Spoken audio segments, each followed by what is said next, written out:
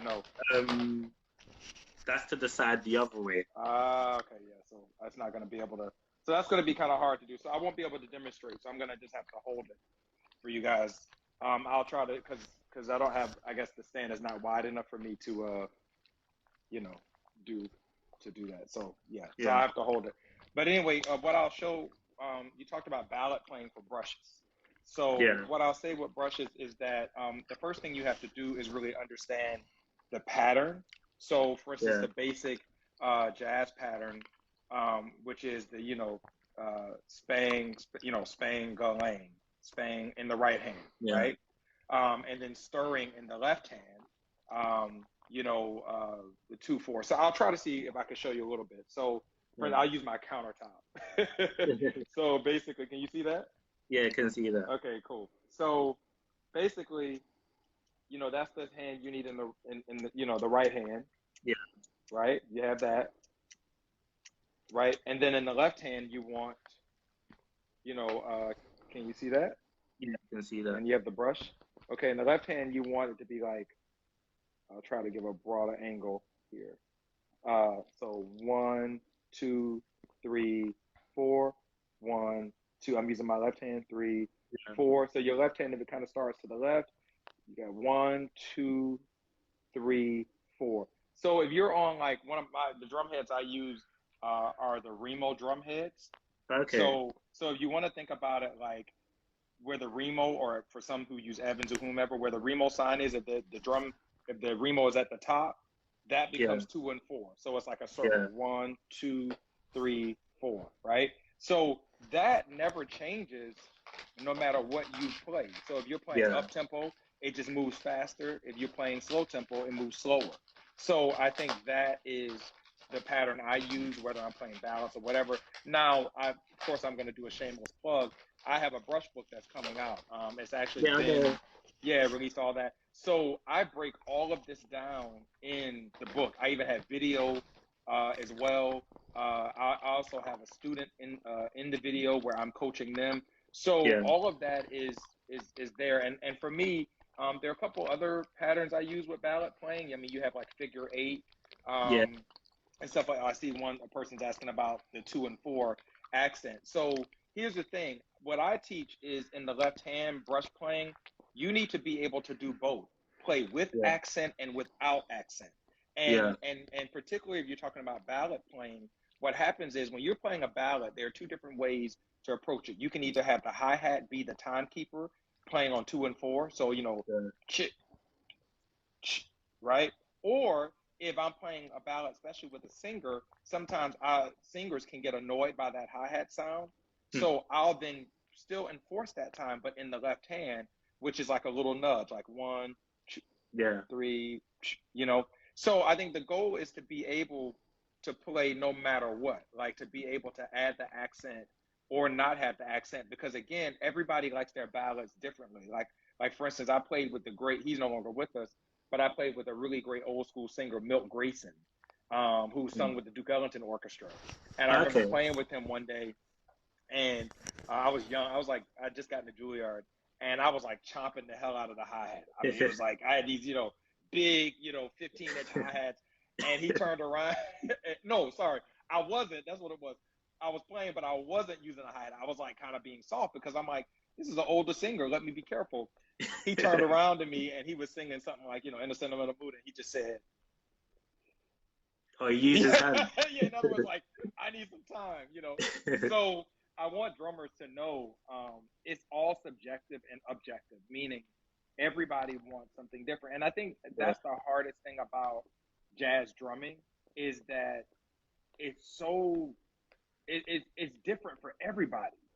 Like it's Yeah. different. I mean, you play with some cat that's from the hard bop era, they're gonna want hi hat. You play with some cat who's influenced by Tony Williams, they aren't gonna want hi hat. You play with somebody who likes big band, they're gonna, like. And Yeah. so I think what I feel is the best thing to do is to become knowledgeable about all of the different ways to approach. Like for instance, in my brush book, that's what I talk about. I go back to the early 1900s, and I Yeah. approach how brushes were played when basically they were being used because of the sound issues, with recording. So I go all the Yeah. way back to that, and then I trace it up to currently where we play brushes because we want to have a different textural application in the music. So I think as drummers, if we can be as informed as we can be, then we have no limit on the options that we can play. You know. Yeah, and that's good that you check the history. I do check the history, but I've got to check it more. Me being honest, like I have checked it, but I've got to check it again, and I think it is very important to check out the history. Like you've gone back to 1900s. Yeah, Um, you yeah, have to, I mean you have to because what I was hearing, uh, well I won't say that. What I was hearing was that the brushes were modern, and I do think that they can be used in modern applications, but they are not modern. They are an yeah, art form that have been around, and I think a lot of people have tried to make or stake their claim to the brushes and call it something modern for their own whatever marketing agenda. But yeah, there were amazing people playing these brushes at the beginning of the 1900s, and so the reason why that's important is so that what we do now is informed by that, right? Just yeah, like somebody saying, oh, playing the ride cymbal, that's new. No, Kenny Clark created that. Kenny Clark mm, created the ride cymbal beat, and so if you want to learn how to play it right, then acknowledge Kenny Clark and then take it from there, which is yeah, what Tony Williams and everybody did. So I think we have to study. yeah, yeah. Definitely valid points. I'm making my notes so I don't miss nothing. Yes. Um, yeah, so yeah, very informed. Okay, Bav, I know him, Dubbo. He said, I can't get the timing right in brushes. I feel like I'm always fishing for time. How can I be better? So here's my question: how do you say his name? Bav, I called Bob. him Bav as nickname. Bob. All right, Bob. Bav. What's up, man? Bob. Here's what I'll tell you. Here's a suggestion. I'm not going to make an assumption because I've never seen you or heard you play. But if you're fishing for time, my question is, are you practicing with the metronome? Because if you're practicing with the metronome, that establishes where the time is. And if because like when you turn on a metronome, uh, do you have a metronome with you, Daniel? Yeah, I got a So metronome so in there. I'll keep talking to Bob. You set that up. If What you temp? have the maybe give me 100, Okay, 100 BPM. yeah, okay. Give me a second to get that up. Sure. Okay, set 65. Let me put Or it you to can leave 10. it there, wherever you have it. Okay, can you hear it? Okay, great. Yeah, I can Let me hear put it. it out louder. That's perfect. So Okay. so just like we have the time now, you have top to top. Is it on all beats, Daniel? I feel like it's skipping a beat. Oh, you Okay, have the accent. You the have accent. Shall I can you take take off the the accent? yeah, take off the accent. Okay, yeah. Alright, Yeah, there we go. Right. yeah. So we had the accent, right? Or no accent. So here's the thing. If you practice to this, so tang, tang to tang, tang to tang, tang to tang. If you practice that with your brushes as the beat is going and you do that 20, 30 minutes a day, you will build up what I like to call your internal clock, which means that time is embedded, right? Yeah. Once that time is embedded, whether you're playing brushes, sticks, or whatever, you shouldn't be fishing for time. Now, the issue you may have is technique, like making sure your technique is right. But in terms of time, this thing here, tank to tang, tank to tang. Even if you don't, before you get the brushes, just sing tang, tank to tang, tank to tang, tank to tang, tang, tank to tang, tank to tang, Yeah, see, right? So cool, you can turn it off now, Daniel. Thank you. So that's the one. Someone said it was at 120. It's okay, great. 100. See the 100? Yeah, 100, perfect. Yeah, Thank you. someone said So if it is so yeah, so for me, that's what I would do, Bob, is first just get that right hand together and get that right hand playing with the metronome. And then that will translate to whatever else you do. yeah. Okay, but give a thumbs up if you I hope got that. I hope that Yeah, helped, man. We yeah. just did we just did like, oh, Takeshi's in the house. We just did a live um drum lesson. Oh, yeah, he's saying thanks. Yeah, I called him Bab for short. He said he does. Cool. Okay, the other thing then, because yeah, I was listening to your big band play today and your small band playing. So how do you approach playing like in a small ensemble compared to a big band? Because there Cool. obviously is a difference of approach. So Currently, I'll let y'all into like a little I always try to protect McBride and different ones and the great experiences we had. But some things he said to me that were so priceless and beautiful, I have to share. And so I'll break down the difference between small ensemble and big band and one thing that he shared. So we were in the recording studio and we were recording the big band recording. Matter of fact, the one Yeah. that you're playing now. Yeah. And I think we were either recording Shake and Blake or it probably was Shake and Blake. Anyway, Mister. was that? Is it on that same album? Yeah, it's the same. It's on the one. Yeah. The first one. So yeah. So it was if you want that. me to play it, I can play it at the Oh end. yeah, maybe if you could play it in a second. Yeah. Yeah. So long story short, there's a couple big fills in Shake and Blake, like where I'm setting up a lot of stuff. Long story short, we were recording, and on one of the takes, I played this big band fill that was way too busy. I mean, it was just like it was too much drum, and he stopped the band. He stopped the recording, and he said, "Hey man, you got 17 miles to feed, man. Give us meat and potatoes." And I never forget, man. Like, and he was like, "All right, everybody ready? 1, 2," you know. And after that, everything I did was very simple. So, to answer your question, when you play with a big band, keep it simple, keep it impactful, full, good, and strong. When you play with an ensemble, you still want to be solid, but I think that you have more freedom. And like, for instance, I accent more and I respond to more in the into that ensemble. I respond to way more. Can you hear me? Yeah, it just cut up for 2 seconds. So you're saying somebody tried to call me. Sorry about that. You have more freedom in a small band. Yeah. So when you have small ensemble playing, you have more freedom and you can do more and you can take more risk. Versus when you have the big band, I think even if you're playing with more of a modern big band, I still think that you have a chance to like. You need to keep it together because you got a lot of people to really that are depending on you.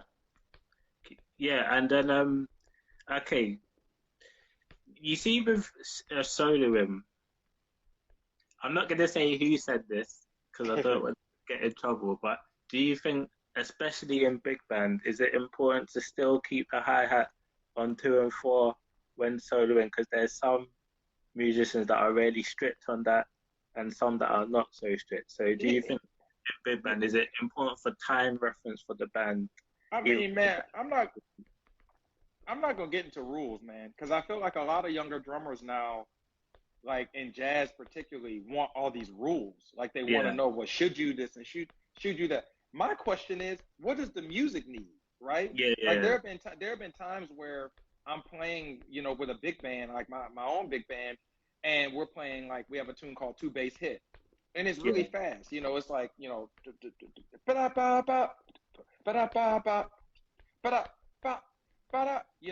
So when and it's a big drum solo at the end. Sometimes when I start, the music somebody may have played something really hip, and I'm gonna take their phrasing or whatever. What I will say is, when I'm getting ready to bring the band back in, I try to either play the melody or I try to maybe play some solid time so that people could just know where the heck they need to come in. But to make this rule of like, you should always do hi-hat, you should always do that. Like, I've had so many drum students that I've met, and they've been like, well, my teacher told me I should do this, and my teacher told me I should do that. And I say, hey, no disrespect to your teacher, because, hey, everybody's got a philosophy. My question is, what does the music have to say? Because jazz music is the kind of music that you're always responding, and you're always having to make sure that what we play makes the music better. So how can I come to the music with a rule when the music may be different today? I mean, at least the kind of jazz I play, I try to reach for something new every day. So, that's my answer. That I don't know if that makes sense to you. No, that makes sense. It's always key to respond to the situation that you're in, and the music that you're in at that moment is what's required there is key, rather than always saying that the hi-hat should always be on 2 and 4, because it's not always necessarily required. And I guess it depends on the band leader as well, what they want as well. So that makes perfect sense. Okay, like, should I play something? I don't know. I want to talk about Cherokee with the. Are you You want going to to play a just touch of it? or I don't know, should we play Shake and Blake? Which Play a little bit of Cherokee, and then we can talk about it. okay, so yeah, like where you going where you really play around with the time. Really, really having fun with the time. Okay, let me get this up. Hopefully I won't take too long to get it. Yeah, out here with Christian Sands, Christian McBride Sure. and stuff. Okay, Cherokee on the Out Here album, Christian McBride Trio. Okay, let me get it up. Here we go. Can you hear it fine? Yeah.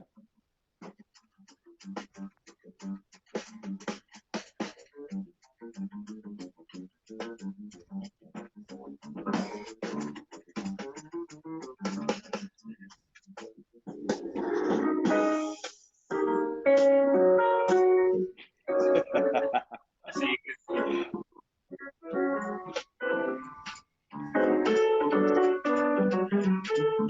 then 3/4 and fast.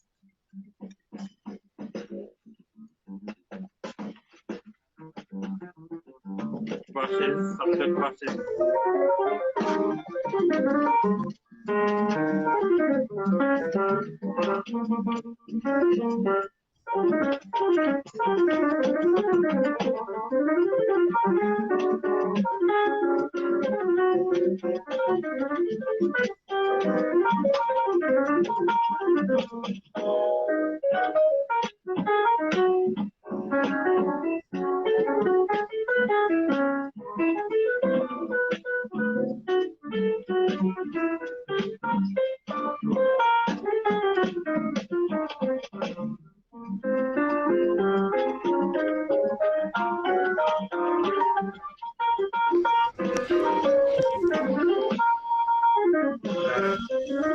Like, Jesus,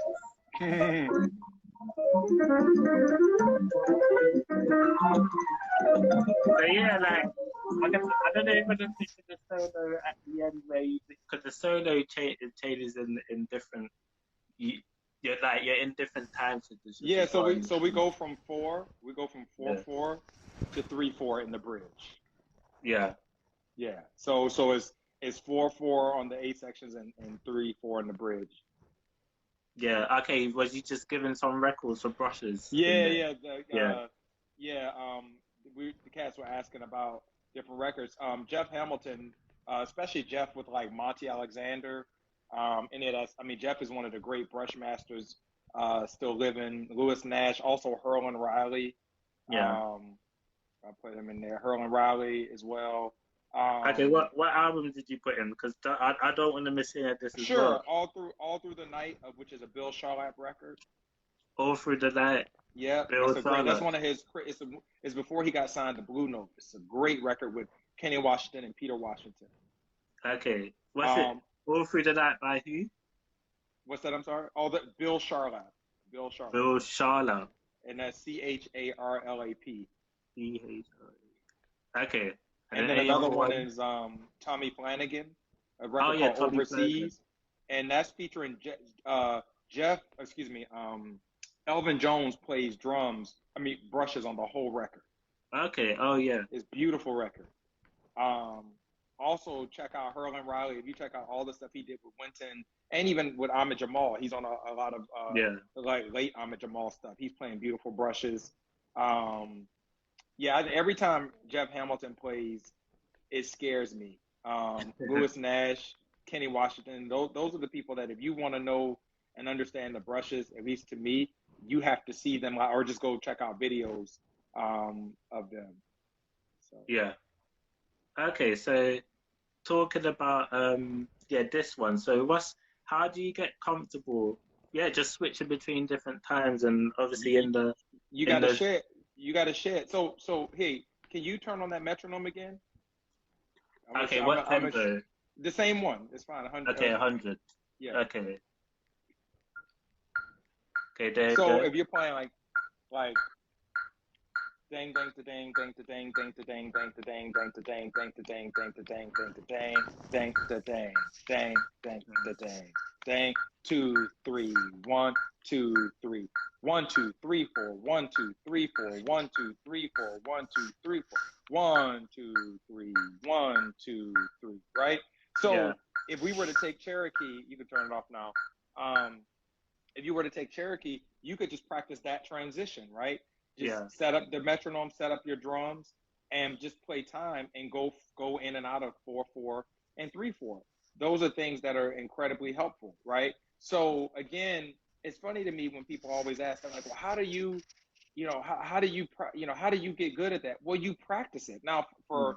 for me, when Christian came up with that arrangement, we had to play on the spot. But as we played more every night, you get more comfortable. So I think Yeah. a lot of what we're trying to I think a lot of what we're having challenges with as musicians, and Takeshi and I, we talked about this the other day when he and I was on his podcast. A lot of what we're having issues with is because we just aren't practicing the issue, right? Yeah. Most of the time we'll say, man, how do you get better at playing fast? But then we practice playing at 60 BPM every day. Well, Yeah. if you want, so if you want to get better at something, you have to practice whatever that thing is. You can't Yeah. you can't get away from it. Yeah. That makes sense. Okay, just to not make it selfish, but to bring in the people in. Sure. Alistair asks, where did you study? Alistair. Uh, Man, I study everywhere, but I mean, I would say in terms of being a drummer, a jazz drummer, when I went to Juilliard, that was really helpful. And I studied with Carl Allen, Lewis Nash, Billy Drummond, um, Carl, Billy, Lewis, and Hurlin. And then I paid out of my own pocket because he wasn't teaching there yet, and I went and studied with Kenny Washington. Okay. So yeah, Yeah, Billy Drummond, I gotta check more out. But I know the man, other. Billy is one of the best. Um, he's one of the best living jazz drummers and teachers. Not many professional drummers in jazz are good teachers. Yeah. Billy is great because what Billy will do is Billy will like come to you and figure out. Yeah, Steve Picattaggio is my main man. He studied with Billy too. He just commented Okay, on yeah, that. because yeah.